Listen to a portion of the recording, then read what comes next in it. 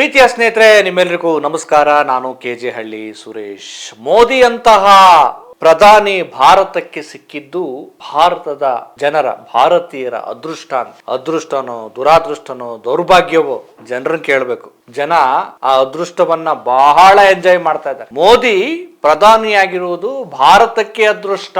ಈ ಸ್ಟೇಟ್ಮೆಂಟ್ ಅನ್ನ ಕೊಟ್ಟಿರೋದು ಯಾರು ಗೊತ್ತಾ ಸ್ನೇಹಿತರೆ? ಮೋದಿ ಅವರ ಪರಮಾಪ್ತ ಮೈ ಫ್ರೆಂಡ್ ಡೊನಾಲ್ಡ್ ಟ್ರಂಪ್ ಅವರು ಮೋದಿ ಅವರನ್ನ ಹಾಡಿ ಹೊಗಳಿದ್ದಾರೆ. ಮೋದಿ ಅಂತ ನಾಯಕ ಸಿಕ್ಕಿದ್ದು ಭಾರತದ ಅದೃಷ್ಟ.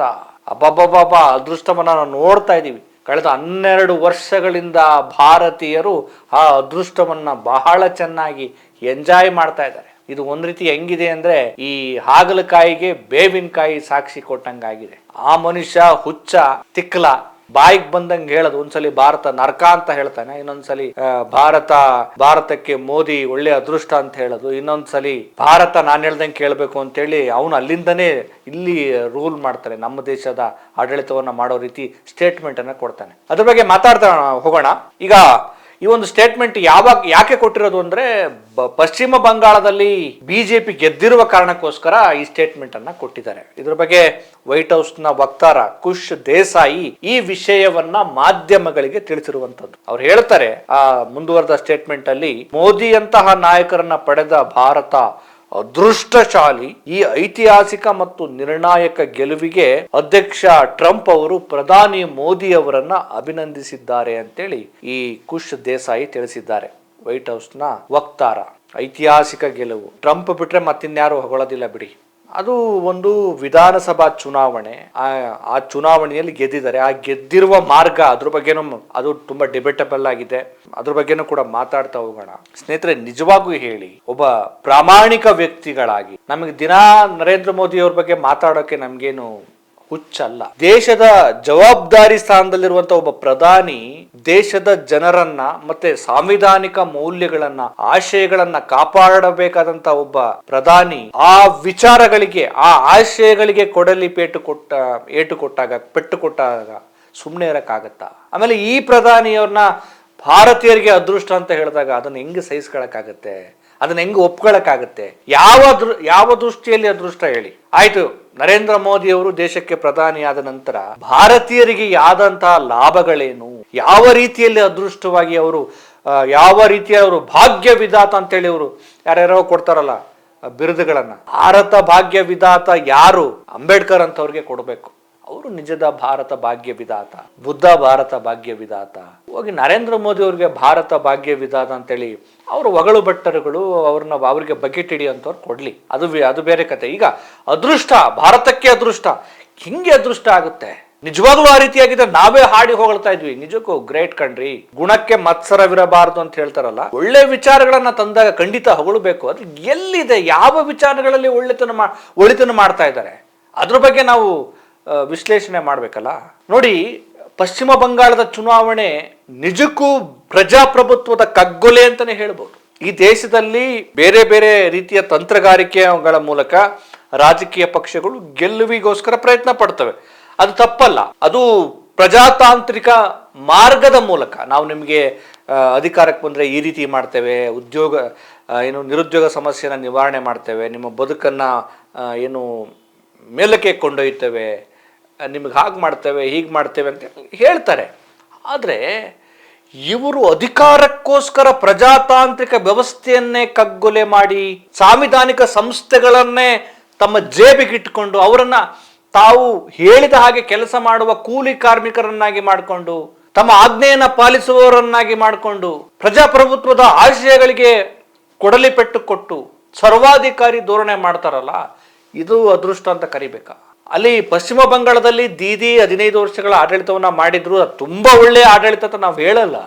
ಆದ್ರೆ ಬದಲಾವಣೆ ಆಗ್ಲಿ, ಖಂಡಿತ ಆಗ್ಬೇಕು. ಒಂದೇ ಪಕ್ಷ ಗೂಟ ಹೊಡ್ಕೊಂಡು ಇರಬಾರ್ದು ಯಾವುದೇ ರಾಜ್ಯಗಳಲ್ಲಿ, ಯಾವುದೇ ದೇಶಗಳಲ್ಲಿ. ಆದ್ರೆ ನೀವು ಅಧಿಕಾರಕ್ಕೋಸ್ಕರ ಯಾವ ಹಂತಕ್ಕೂ ಹೋಗ್ತೇವೆ ಅಂತ ಸಾಬೀತುಪಡಿಸ್ಬಿಟ್ರಲ್ಲ, ಇದು ಅಪಾಯಕಾರಿ ಅಲ್ವಾ? ಇದು ಭಾರತಕ್ಕೆ ಅದೃಷ್ಟನಾ? ಹೇಗೆ ಅದೃಷ್ಟ ಆಗುತ್ತೆ? ಒಂದ್ ಕೆಲಸ ಮಾಡ್ಬೇಕು. ದೇಶದ ಪ್ರಧಾನಿ ನರೇಂದ್ರ ಮೋದಿ ಅವರೇ, ನೀವು ಪ್ರಧಾನಿ ಆಗಿದ್ರಿ, ನೀವೇ ಸರ್ವೋಚ್ಚ ನ್ಯಾಯಮೂರ್ತಿಗಳಾಗ್ಬಿಡಿ. ಇನ್ನೇನು, ನರೇಂದ್ರ ಮೋದಿ ಅವ್ರನ್ನೇ ಭಾರತದ ಸುಪ್ರೀಂ ಕೋರ್ಟ್ ಮುಖ್ಯ ನ್ಯಾಯಾಧೀಶರನ್ನಾಗಿ ಮಾಡ್ಬೇಡಣ. ಆಮೇಲೆ ಅವ್ರನ್ನ ಭಾರತದ ಏನು ಚುನಾವಣಾ ಮುಖ್ಯ ಆಯುಕ್ತರನ್ನಾಗಿ ಮಾಡ್ಬಿಡೋಣ, ಅದು ಅವರೇ ಮಾಡ್ಬಿಡೋಣ, ಅದೆಲ್ಲ ಅವರೇ. ಆಮೇಲೆ IT, ED, CBI ಎಲ್ಲ ಅವರೇ. ಯಾಕೆ ಸುಮ್ಮನೆ?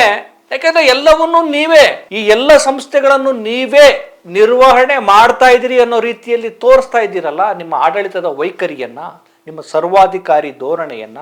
ಈ ದೇಶದ ಚುನಾವಣಾ ಆಯುಕ್ತರು ನಿಷ್ಪಕ್ಷಪಾತವಾಗಿ ನ್ಯಾಯಸಮ್ಮತವಾಗಿ ಕೆಲಸ ಮಾಡಬೇಕಾಗಿತ್ತು. ಅದಕ್ಕೆ ಅವರಿಗೆ ಮುಕ್ತತೆಯನ್ನ, ಸ್ವಾತಂತ್ರ್ಯವನ್ನ ಕೊಡಬೇಕಾಗಿತ್ತು. ಜ್ಞಾನೇಶ್ ಕುಮಾರ್ ಅವರು ಅದೆಷ್ಟು ವಿವಾದಿತ ವ್ಯಕ್ತಿಯಾಗಿದ್ದಾರೆ ಅಂತಂದ್ರೆ, ಪಶ್ಚಿಮ ಬಂಗಾಳದಲ್ಲಿ ಗೆದ್ದಿರುವುದು ಬಿಜೆಪಿ ಅಲ್ಲ, ಜ್ಞಾನೇಶ್ ಕುಮಾರ್ ಅಂತೇಳಿ ಜನ ಮಾತನಾಡುವ ರೀತಿಯಲ್ಲಿ, ಸಂಶಯಗಳು ಹುಟ್ಟಿಸುವ ರೀತಿಯಲ್ಲಿ.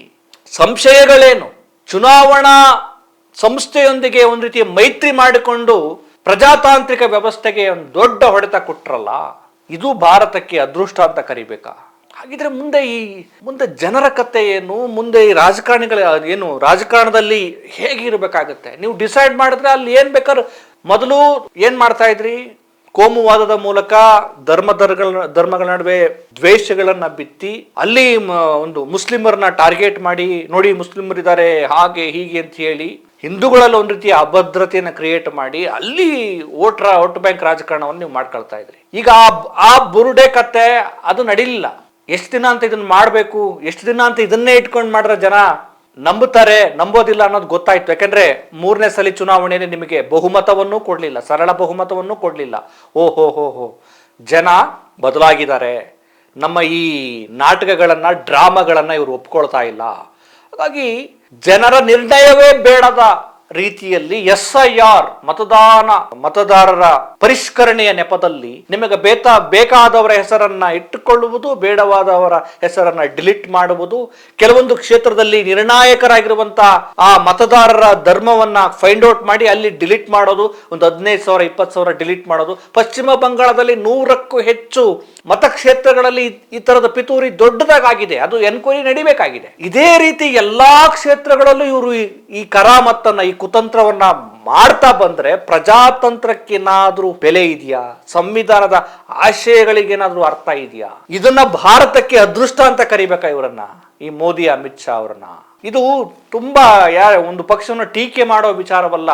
ಇವ್ರು ಈ ಮಟ್ಟಕ್ಕೆ ಬಂದ್ಬಿಟ್ರಲ್ಲ ಅಂತ, ಇಂಥ ಕೆಳಮಟ್ಟಕ್ಕೆ, ಇಂಥ ದುಷ್ಟತನದ ಮಟ್ಟಕ್ಕೆ ಬಂದ್ಬಿಟ್ರಲ್ಲ, ಇದು ಒಂದ್ ರೀತಿಯ ಚುನಾವಣಾ ರೌಡಿಸಂ. ಇದು ಅಂದ್ರೆ ಒಳ್ಳೆಯ ಆಶಯಗಳ ಮೂಲಕ, ಉದಾತ್ತ ಚಿಂತನೆಗಳ ಮೂಲಕ ಚುನಾವಣೆಯನ್ನು ನಾವು ಎದುರಿಸೋದಕ್ಕೆ ರೆಡಿ ಇಲ್ಲ. ನಾವು ಗೂಂಡಾಗಿರಿ ಮಾಡ್ತೀವಿ, ರೌಡಿಸಂ ಮಾಡುವ ಮೂಲಕ, ಮತ್ತೆ ಸಾಂವಿಧಾನಿಕ ಸಂಸ್ಥೆಗಳನ್ನ ದುರ್ಬಳಕೆ ಮಾಡಿಕೊಳ್ಳುವ ಮೂಲಕ, IT, ED, CBI ಮತ್ತೆ ಚುನಾವಣಾ ಸಂಸ್ಥೆ, ಚುನಾವಣಾ ಆಯೋಗ, ಕೊನೆಗೆ ನ್ಯಾಯಾಲಯ ಎಲ್ಲವನ್ನು ನಾವು ದುರ್ಬಳಕೆ ಮಾಡಿಕೊಂಡು ಅಧಿಕಾರಕ್ಕೆ ಬರ್ತೀವಿ ಅಷ್ಟೇ. ನೀವೇನ್ ಮಾಡ್ಕೊಳ್ತೀರಿ? ಆ ಹಂತಕ್ಕೆ ಈಗ ಇವರು ಬಂದಿದ್ದಾರೆ. ಇದನ್ನ ಭಾರತಕ್ಕೆ ಅದೃಷ್ಟ ಅಂತ ಕರಿಬೇಕಾ?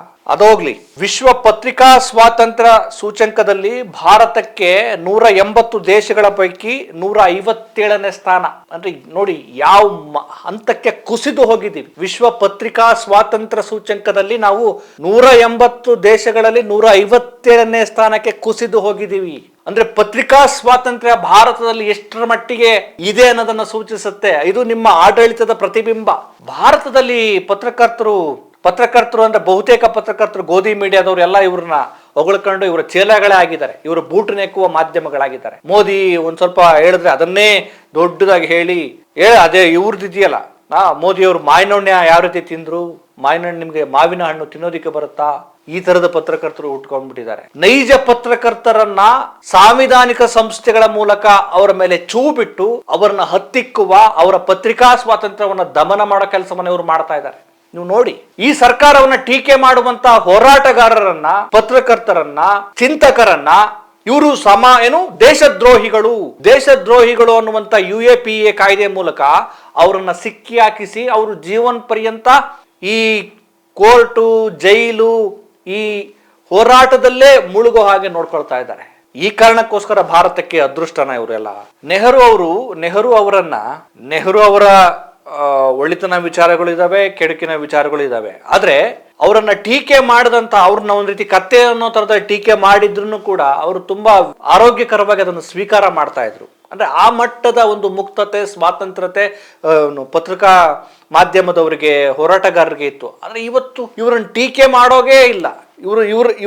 ಇವರ ಆಡಳಿತ ವೈಖರಿಯನ್ನ ಪ್ರಶ್ನೆ ಮಾಡಿದ್ರೆ ಅಲ್ಲಿ ಕೇಸ್ಗಳು ಬೀಳುತ್ತವೆ. ಅವರು ದೇಶದ್ರೋಹಿಗಳಾಗ್ತಾರೆ. ಇವರ ಭಜನೆ ಮಾಡ್ಬಿಟ್ರೆ ಮೋದಿ ಜೈ, ಜೈ ಶ್ರೀರಾಮ್, ಬಿಜೆಪಿ ಜೈ, ಮೋದಿಗೆ ಜೈ ಅಂದ್ಬಿಟ್ರೆ ಅವರು ದೇಶಭಕ್ತರಾಗಿ ಹೋಗ್ಬಿಡ್ತಾರೆ. ಅಂದ್ರೆ ಬೂಟ್ ನೆಕ್ಕಿದ್ರೆ ₹2 ₹2 ಆಗಿ ಕೆಲಸ ಮಾಡಿದ್ರೆ ಇವರಿಗೆ ಗುಲಾಮರಾಗಿ ಇದ್ಬಿಟ್ರೆ, ಇವರ ಸರ್ಕಾರದ ಆಡಳಿತ ವೈಖರಿಯನ್ನ ವೈಫಲ್ಯಗಳನ್ನ ಸಹಿಸ್ಕೊಂಡು ಸುಮ್ಮನಾದ್ರೆ ಅವರು ದೇಶಭಕ್ತರಾಗ್ತಾರೆ. ಇವರ ಲೋಪದೋಷಗಳನ್ನ, ಇವರ ಭ್ರಷ್ಟಾಚಾರವನ್ನ, ಇವರು ಮಾಡ್ತಿರುವ ಸಾಂವಿಧಾನಿಕ ಸಂಸ್ಥೆಗಳನ್ನ ದುರ್ಬಳಕೆ ಮಾಡಿಕೊಂಡು ದೇಶದ ಪ್ರಜಾಪ್ರಭುತ್ವ ವ್ಯವಸ್ಥೆಯ ಕತ್ತು ಇಸುಕುವ ನಡೆಯನ್ನ ವಿರೋಧಿಸಿದ್ರೆ ಅವರು ದೇಶದ್ರೋಹಿಗಳಾಗ್ತಾರೆ. ಅವರು ಜೈಲಲ್ಲಿ ಕೊಳಿತಾ ಇದ್ದಾರೆ. ಇವರ ಸರ್ವಾಧಿಕಾರಿ ಧೋರಣೆಯ ದೊಡ್ಡ ಮಟ್ಟದ ಕ್ರೌರ್ಯ ಈಗ ಪಶ್ಚಿಮ ಬಂಗಾಳದಿಂದ ಶುರುವಾಗಿದೆ. ಅದು ಇನ್ನು ಎಲ್ಲೆಲ್ಲಿಗೆ ಹೋಗುತ್ತೋ ಗೊತ್ತಿಲ್ಲ. ದೇಶದ ಜನರು ಇದನ್ನ, ನಾನಲ್ಲಿ ಪಶ್ಚಿಮ ಬಂಗಾಳ DMC ಗೆಲ್ಲಲೇಬೇಕು ಅಂತ ಹೇಳ್ತಿಲ್ಲ, ಆದ್ರೆ ಒಂದು ಚುನಾವಣೆಯನ್ನ ಎದುರಿಸುವ ನಡೆಯಲ್ಲಿ, ಚುನಾವಣೆಯನ್ನು ನಡೆಸುವ ರೀತಿಯಲ್ಲಿ ಇವರು ಮಾಡಿದ ಕುತಂತ್ರಗಳಿದಾವಲ್ಲ, ಅದು ನಿಜಕ್ಕೂ ಯಾರು ಒಪ್ಪಿಕೊಳ್ಳಕ್ಕೆ ಸಾಧ್ಯನೇ ಇಲ್ಲ. ಬಹಳ ಅಪಾಯಕಾರಿ. ಹಿಟ್ಲರ್ ರೀತಿ ಯಾವ ರೀತಿ ರೂಪುಗೊಳ್ಬೇಕು ಅದೆಲ್ಲ ರೀತಿಯ ರೂಪುಗೊಳ್ಳುವಿಕೆ ಈಗ ಶುರುವಾಗ್ತಾ ಇದೆ.